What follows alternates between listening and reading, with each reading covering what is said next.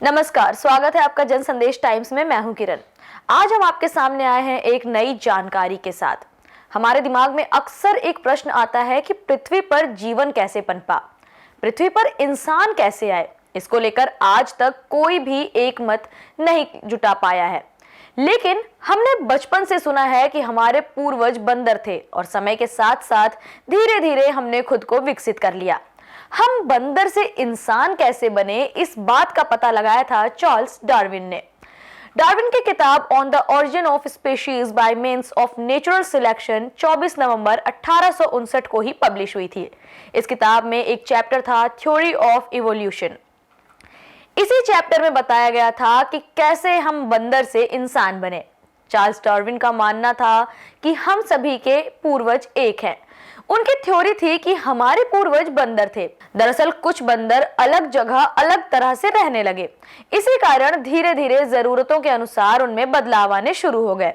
उनमें आए बदलाव उनके आगे की पीढ़ी में दिखने लगे। उन्होंने समझाया था कि ओरंगुटन जो बंदरों की एक प्रजाति है, उसका एक बेटा पेड़ पर तो दूसरा जमीन पर रहने लगा। जमीन पर रहने वाले बेटे ने खुद को जिंदा रखने के लिए नई कलाएं सीखी। उसने खड़ा होना, दो पैरों पर चलना, दो हाथों का उपयोग करना सीखा, पेट भरने के लिए शिकार करना और खेती करना सीखा। इस तरह ओरंगुटन का एक बेटा बंदर से इंसान बन गया।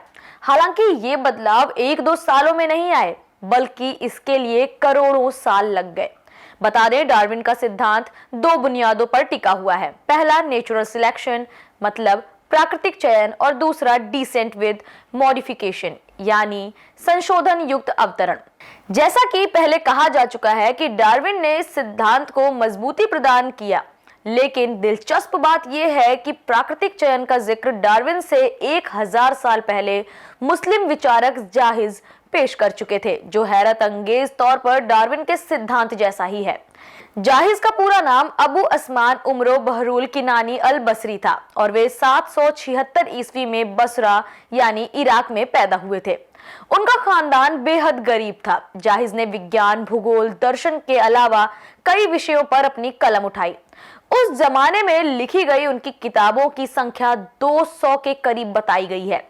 हालांकि उनमें से सिर्फ 1/3 ही सुरक्षित बच पाई हैं। जाहिज की किताब अल बुखलाई 9वीं सदी के अरब समाज का हाल बताती है, जिसमें उन्होंने कई लोगों की जीती जागती तस्वीरें पेश की हैं। फिलहाल यूं तो जाहिज ने 200 से ज्यादा किताबें लिखी, जिनमें से विकास के सिलसिले में किताब अल हैवान सबसे दिलचस्प है। इस इंसाइक्लोपीडिया किताब में उन्होंने 350 जानवरों का हाल बयान किया है, वैसा ही हाल जो आज आपको विकिपीडिया पर मिल जाता है।